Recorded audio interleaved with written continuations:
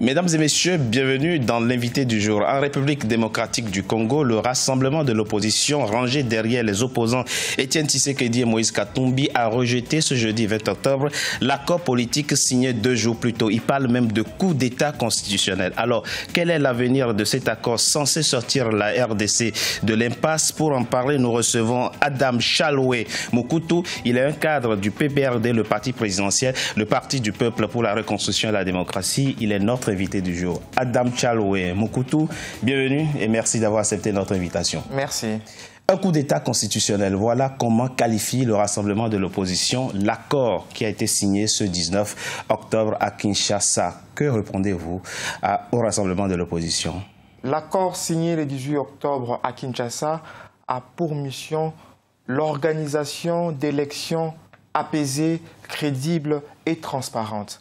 Parce que l'article 5 de notre Constitution de la République démocratique du Congo dispose que tout pouvoir émane du peuple. Et alors, c'est plutôt le rassemblement qui se caractérise comme une plateforme d'anarchistes qui veut violer la Constitution, qui veut faire table rase à la Constitution en proposant un régime spécial en République démocratique du Congo. À l'origine de la crise, M. Moukoutou, il y a la non-tenue des élections à bonne date.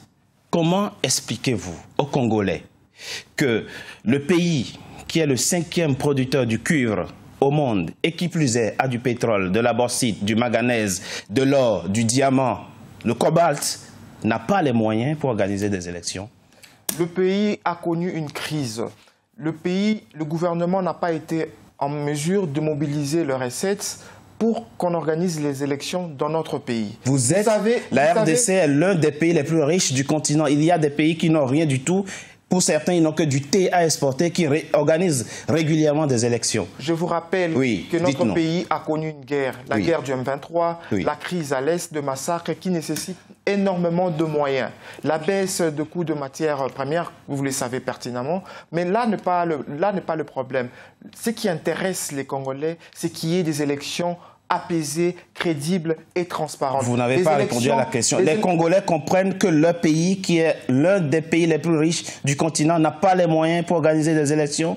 Ils comprennent ça? Les Congolais savent qu'aujourd'hui, le pays ne mobilise que 200 milliards de francs congolais le mois. Au lieu, il y a une année, il y a 2 ans, la République mobilisait plus de 600 milliards de francs congolais. Et donc, il y a une crise, il y a une baisse de recettes, manque de confiance de certains investisseurs, créés évidemment par ces plateformes d'anarchistes qui organisent des villes mortes, écoles mortes. Vous êtes un jeune engagé en politique, vous avez l'avenir devant vous. Est-ce que vous êtes convaincu de ce que vous êtes en train de nous dire, vous-même? Je suis convaincu du cahier des charges de notre formation politique, de notre projet de société. D'accord. L'élection présidentielle prochaine est prévue pour le 29 avril 2018. Où allez-vous mobiliser les moyens? Comment allez-vous maintenant mobiliser les moyens? Voilà pourquoi, à l'issue de ces dialogues, il est convenu d'organiser, de mettre en place, de mettre sur pied un gouvernement de mission. Et le gouvernement aura pour mission spécifique de mobiliser les moyens nécessaires pour affecter à la Commission électorale nationale indépendante. Pourquoi ne l'avoir pas fait plus tôt? Vous devez savoir une chose. Ce n'est pas le politicien qui organise les élections, ce n'est pas qui veut qui organise les élections. L'article 211 de notre Constitution est clair. C'est la Commission électorale nationale indépendante qui revient le programme. Mais c'est le gouvernement qui alloue les moyens à la CENI. Démobiliser le moyen. On ne mobilise que ce qu'on a. On ne crée pas de moyens, on mobilise des recettes que le pays dispose. Que se passera-t-il si en avril 2018, le Congo ne réussit toujours pas à mobiliser les moyens pour organiser la présidentielle? Je ne suis pas aussi pessimiste comme vous. Non, c'est une question que moi je vous pose. C'est pourquoi je vous réponds. Je ne suis pas aussi pessimiste comme vous. Moi je crois que le gouvernement qui sera publié d'ici là, le 9 va mobiliser le moyen pour qu'on organise des élections crédibles, apaisées dans notre pays. C'est ça l'essentiel. Parce que tout le pouvoir n'émane que du peuple. L'opposition, du moins le rassemblement de l'opposition, ne veut pas de cet accord. Comment allez-vous obtenir le consensus dans votre pays pour organiser ensemble les élections à venir? Vous savez très bien, il y a eu un dialogue convoqué par le chef de l'État, Joseph Kabila Kabange. nous avons vu environ 75% de la classe politique a participé. Aujourd'hui, le rassemblement ne représente que 25%. Et, je trouve c'est minoritaire selon vous. Par rapport à 75%. Il ne compte pas. On peut organiser l'avenir politique de la RDC sans cette partie de l'opposition. Nous dites-vous? Sans cette opposition anarchiste qui veut le chaos du pays. Pourquoi parlez-vous d'anarchistes? Parce qu'ils ne veulent pas. Ils veulent qu'on viole la Constitution. Ils veulent un régime spécial. Comment y arriver? Comment obtenir ce régime spécial? Si ce n'est que par la violation de notre Constitution, si ce n'est que par un coup d'État institutionnel, nous disons non. Nous verrons que notre Constitution de la République démocratique du Congo soit respectée. Dernière question. La nomination d'un Premier ministre issu de l'opposition est-elle respectueuse de la Constitution congolaise? L'article 78 de notre Constitution est clair. Oui. Le Premier ministre est issu d'une majorité parlementaire. Oui.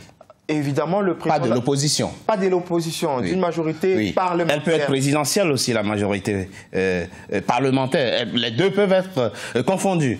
Les deux peuvent être confondus, mais ce n'est pas toujours le cas. Je vous donne le cas de notre allié, le parti lumumbiste unifié, le PALU, qui ne fait pas partie de la majorité présidentielle, mais qui est un allié de la majorité présidentielle. Mais l'objectif que les gens doivent savoir, c'est qu'il y ait des bonnes élections dans notre pays, que tout le monde participe, que tout le monde met son intelligence pour que le gouvernement mobilise le moyen qu'il faut. Le pouvoir, ce n'est pas dans les rues. Le pouvoir, ce n'est pas à Paris. Le pouvoir, ce n'est pas à Kinshasa. Ce n'est pas à Washington. Le pouvoir, c'est aux Congolais. Pour obtenir le pouvoir, il faut aller vers les Congolais.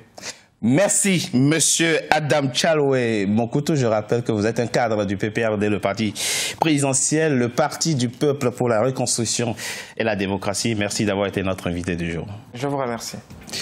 Mesdames et messieurs, c'était l'invité du jour. Merci d'avoir été à notre compagnie. Restez sur Africa 24 pour la suite de nos programmes.